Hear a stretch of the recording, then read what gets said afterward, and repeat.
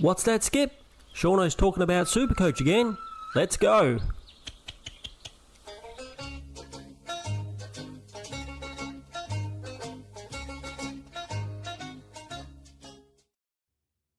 G'day everybody, it's Shauno again, and I'm back with some more Supercoach content. Today we're going to be doing our Round 8 review video, and yes, it's going to be another rough one. Alright, as you can see, we've got a big red arrow there, which we don't like, but, you know, these things happen, so we'll get on with it. And before we do, don't forget to sub to my channel. Yes, even though my scores have been terrible, I still absolutely love it if you would sub to the channel. Everyone's been amazing with their support so far. So if you have not already subscribed, please go ahead and do that now. Please also like the video, as that helps me out a lot. And leave me a comment down below letting me know what did you score this week and how are you feeling about your Supercoach season so far. Okay, as you can see from the thumbnail here, Primo Pain, which is probably a good indication of how Shauno went this week. So let's have a look. I know you can see down there already, but we got a 2082. Very, very rough. Top 37%. Round rank down like 30,000 places this round, and we dropped 2,000 places in our overall season rank to 62,955. So shows that there's a pretty rough round for the entire community, as obviously that score seems to be, I mean, it's in the top half and it's not a very good score. So it's probably around about par compared to most of the other teams out there in the leagues. As you can see, I didn't go down, I didn't go up too much. I did lose my league win after my important league match that I like with all my friends. Was predicted to win by over 150 points and then ended up losing. So not a great performance by my team this week at all. So let's get in there and show you how we did, or how the players did individually, like we usually do. Sinclair 93 has been a bit down the last few weeks. Hopefully he can get that form and get the predominant amount of kick-ins like he has. Jordan Clark, this looked like it was going to be a disaster, but he got to 85 in the end, but it's still not what we want for a Primo that we've just bought in. So 2 weeks in a row, I think he's given us like a 70-something and an 85. So certainly not what we wanted, paying 520k for a potential Primo who can't deliver. Josh Dacos, not again, back down. He's been a bad pick for me. He's probably lost about 40k since I bought him, and he's only cracked the 100, I think, one time, and he's got another 89. Now, this man, I guess we have to say that we're kind of glad that we held Dan Houston, because he's come out smacked to 135, but our research did tell us he could do this. He can give you low scores and high scores. Let's hope that he gives us a few more of these high scores instead of low scores, because we've kind of got to keep him now. But yeah, 135, very, very nice. That's what we would like to see from him a little bit more often.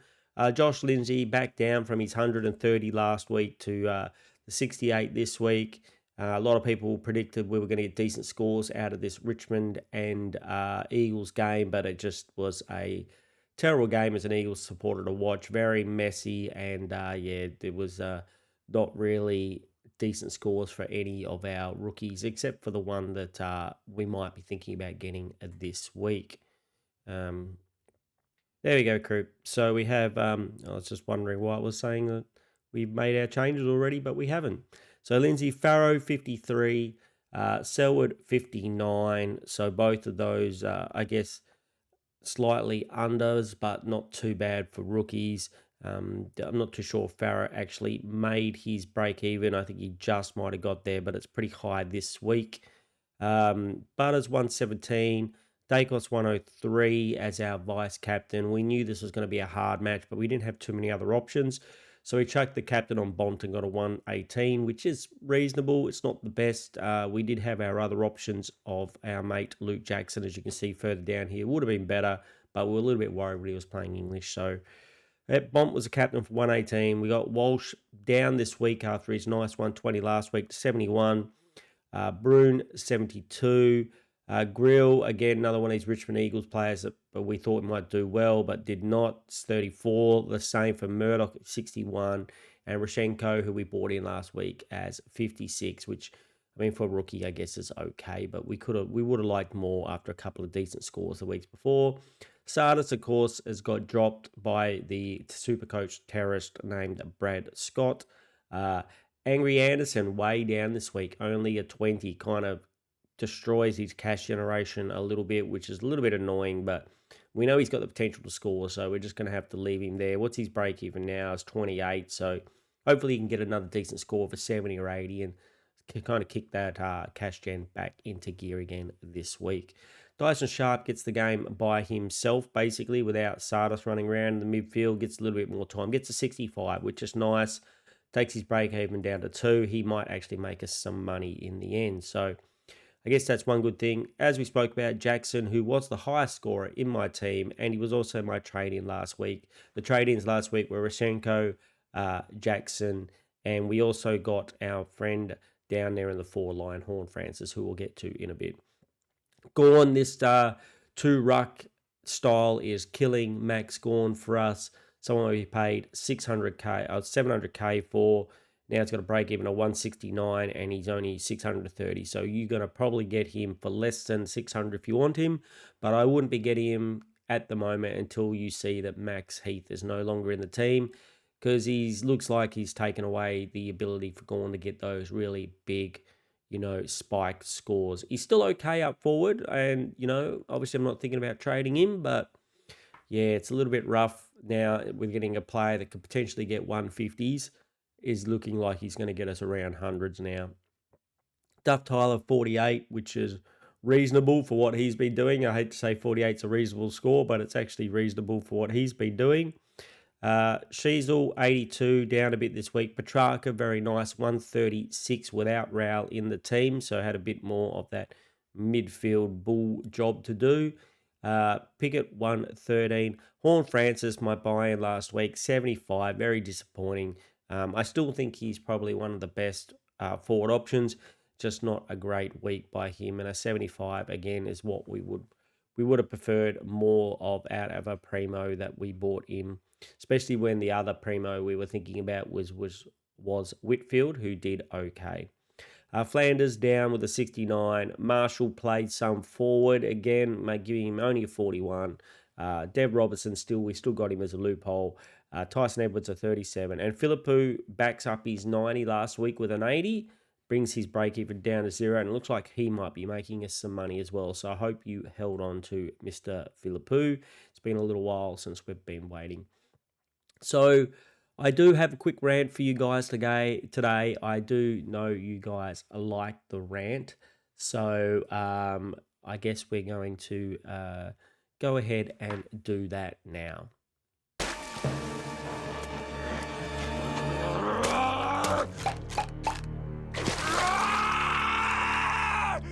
I'm mad! Thank God his pants stayed on. Okay, let's get on with it. So the rant this week, it's not at anyone in particular. It's at all the primos in my team. Like, where is the consistency? We talked about this year being one of the worst years for, players getting injured and having to trade in and out, or being, suspended and those type of things. What about the consistency? Like Walsh getting 121 week and a 70 the next week. Butters is doing okay. Bonta's doing okay. Dacos is doing okay. But nobody is smacking out 120, 130s every single week. As for the midfielders, like the rucks are doing it, and they're the only ones that seem to be doing it. Nobody else can have any consistency, and it's just driving me up the wall. It means I cannot get a single week where I have like my primo players perform. All of them perform in a decent week and get me a decent score. If that was to happen, I'd be in the mid 2.2s up to maybe 2,400 every single week. But instead, there is always at least a couple of these goddamn stupid primos that shit the bed every single week. And I am absolutely sick of it. Just one week, please. 1 week where all my primos perform how they're supposed to. No 70s, No 85s, 089s. Just get me 100 minimum and get the ones that I've paid up for to give me a decent score.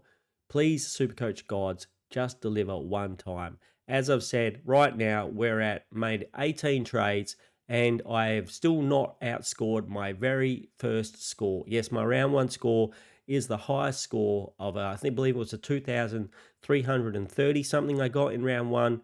We've spent 18 trades and we can't even get higher than that score. It is absolutely ridiculous.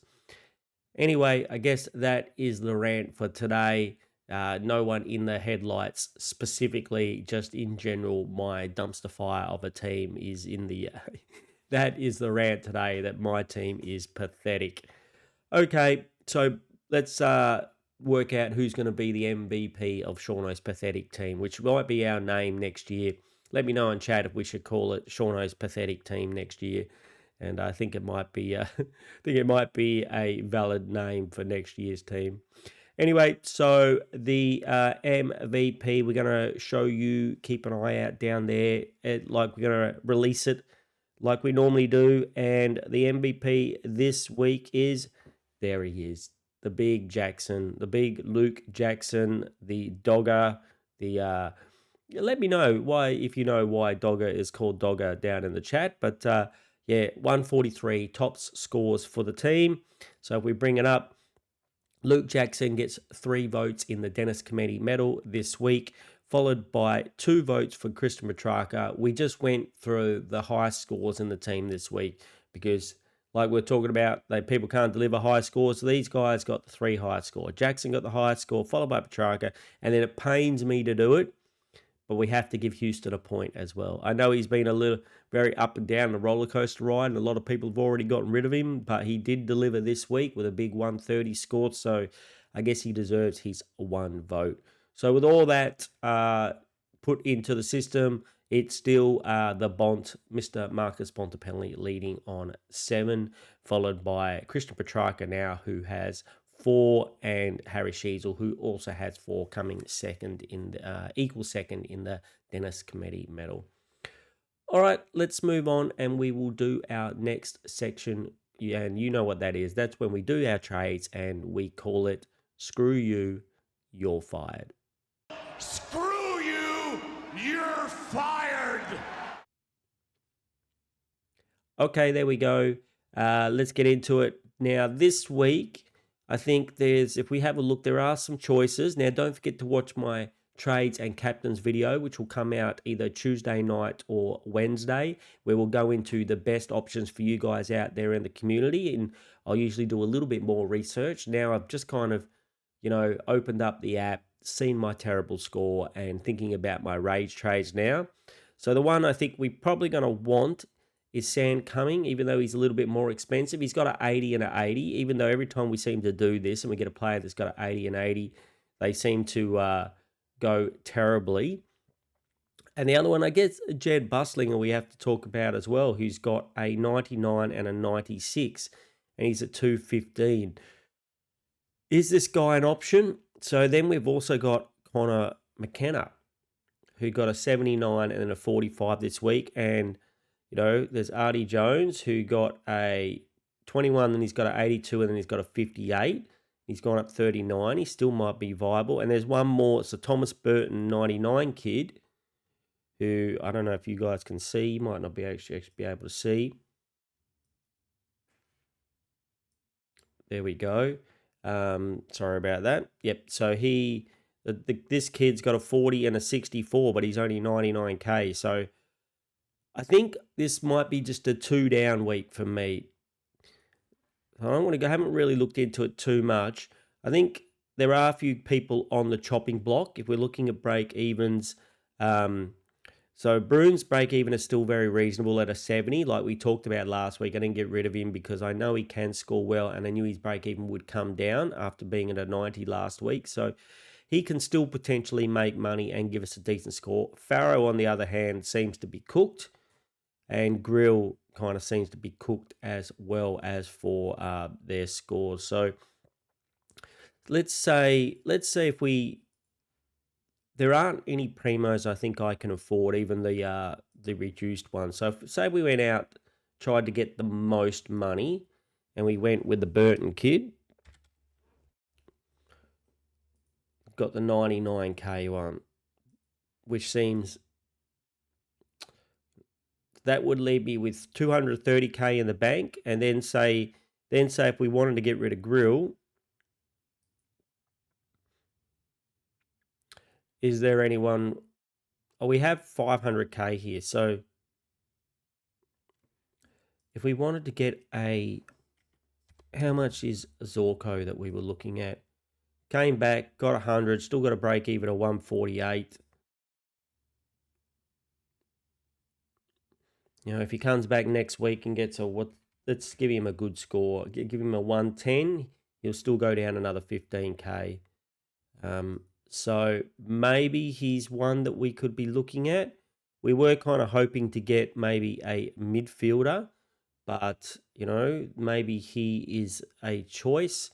As for a cheapo, a good value, so we could afford him. Who else can we afford?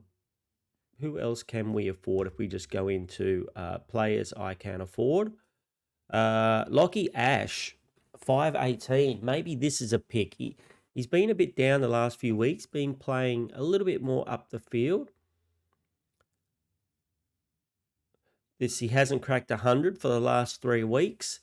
Is this a role thing? I think it might be. He's not hanging back and scooping up all those back balls, being the distributor as much. So is this going to continue? I'm not too sure. So as for anybody else, I don't think I'll be interested in Blakey. Tom Stewart went down again this week with an average score. Bailey Dale, 140. If you went Bailey Dale last week, which I think was the week to do it, well done. He's delivered 100, 300s in a row now, and he's gone up to 495. So I don't know, as someone who had earned him last year, he was a bit up and down, but maybe that rolls back now. Maybe he's back to his being Seagull Pig best.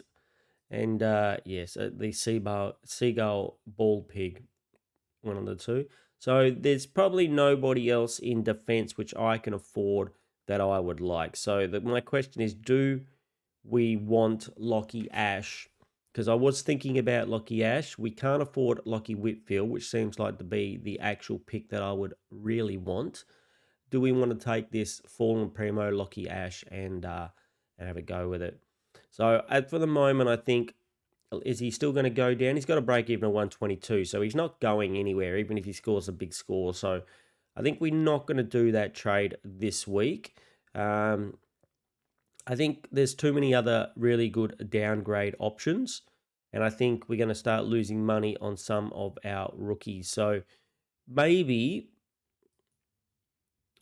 we get rid of Grill and we go one of these other cash cows. We try and bank a little bit of money. It's not like our overall score is going to get too much worse. Touch wood when I say that. We're already getting crushed. So maybe it's time for us to bank a little bit of money and get ready to upgrade some of these other fallen primos that we want, potentially in the midfield, but we don't really have any spots in the midfield at the moment, especially with all these dual position players that we're trading out, like the Pharaohs and the Grills. All the rest of the rookies in the midfield haven't made enough money yet for us to, be acceptable, for it to be acceptable. So what if we don't get Burton? What if we don't get Burton as well? I mean, do we really need Cumming? If we go the two more expensive ones, are they going to provide us, decent scores every week, or are they just like fake expensive rookies where they're going to cost us a lot of money in the future? They're going to come out and get 40s and 50s from now on and not make us as much as what someone like a Burton would. Now, Buslinger, I think there was really good talk about him last year as being a really good rookie. So I'm really not too sure, crew. I'm really not too sure whether we should be going the cheapest of the cheap, or these ones that look like they could be a little bit more reliable on field. Whatever rookies we pick now, it's very important because the last thing we need is to get in a rookie and either have them, go really low price, really low scores, or to have them basically get dropped and not play again. So I don't think Bustling is getting dropped. Cumming and Burton, I'm not too sure about. But let's say we do this. How does the team look if we do this?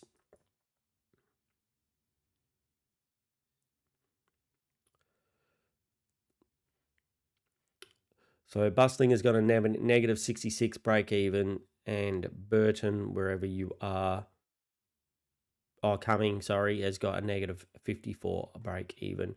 So, and potentially, they could get us 80s potentially. And with this consistency, it's been a bit rough at the moment. So maybe instead of getting rid of Grill, maybe we give Grill another week and go Jarks if he's not owned. Having the three Bulldogs all back here doesn't seem great. Maybe if because Jakes, sorry, was admitted last week, maybe we go there instead. Yes, that will leave us less money in the bank, but at least we will be getting rid of a non-playing rookie for a rookie that is playing and he can potentially make us some money. Because at the moment we've got a bit of dead wood. Elijah Sardis, we don't know if he's coming back yet. We all know he should come back. Everyone except Brad Scott, that is, knows we should come back, but if he doesn't, and we've got a dead rookie here, Anderson just killed his cash gen. Now what's his break even now is 28. He's only gone up. He's gone up, a reasonable amount, but we kind of want him to get to that 253, 300k, and he's going to have to recharge his cash gen for that to happen, which is going to take, if he comes out and gets say 60s from now on, it's going to take a little while. It's going to be near the buys before we really going to want to get rid of him, I would say. Projected. So, yeah, he's not going to start making money again for like 2 or 3 weeks now. He's got that 20 in the score, even if he comes out and gets 60s. So, it's going to be a while. And, yeah, round 12, they're predicting he gets to 250. So, he kind of have to keep him until the buys and hope that he doesn't get dropped and he plays a little bit better and gets a decent score. Yeah, very hope he doesn't get dropped. Otherwise, it could be a problem. Duff Tyler, you just have to live. We just have to live with you. And we've still got Robertson, who we're using as our loophole, even though we do have other players that aren't playing. So that's another thing we need to consider. Is it better to keep the Pharaohs and the Grills of the world, even though they're reaching the peak of their money, and get rid of players like Robertson and Jakes who aren't playing, just for the sake of they're playing players, they might actually go up in money if they get a decent score. But the Pharaohs and the Grills of the world, as we spoke about, are both approaching the point where they could lose money. Like Grill could definitely lose money this week with a break even of 73, and Pharaoh with a break even of 63 could also lose money. Will it be too much money? Probably not, but will they still are losing. So, if they came out and got 70s or 80s, that would help them. They would go up a little bit, but at the same time, they could go down a little bit. So that's a lot for me to consider. And like I said, we're going to have a big think about this. And in our trades and captains videos, we'll go into it a lot more detail for both me and for the community out there as well. All right, I guess that brings us to the next segment, which is the captain, captain, my captain segment. Captain, my captain. Sit down, Mr. Anderson. Can't even get it right, and it's my own segment. Anyway, so captains are this week for my team. We got Freo versus Hawthorn. Do we just have a go at Jackson? I know the dual ruck has been, pretty effective for Hawthorn this year. Who other choices do we really have? I think just the way it's been, we might just have a go at it and then put it into Bont versus Port Adelaide at Port Adelaide.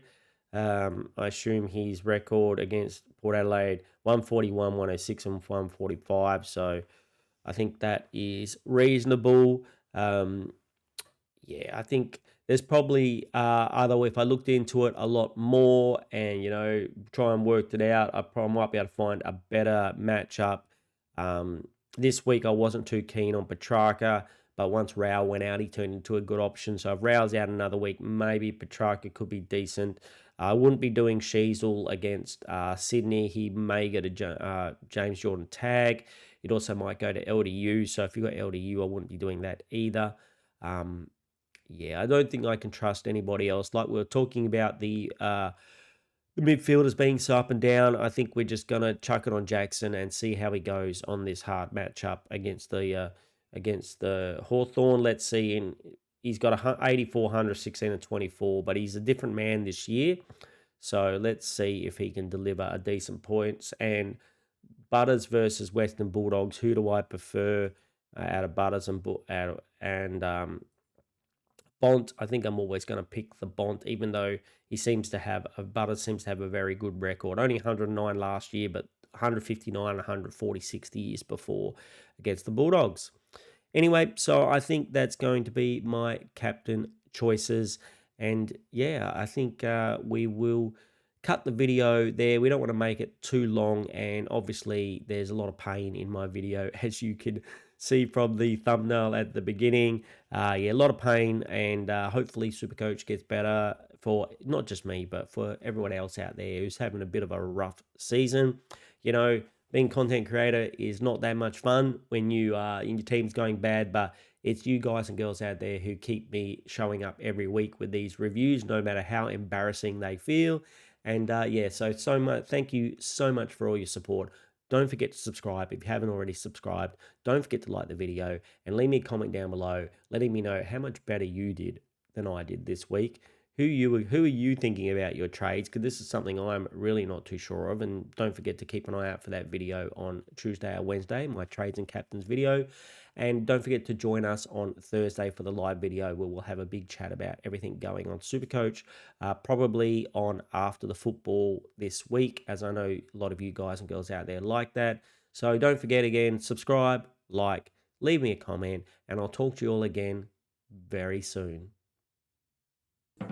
Take it away, Skip.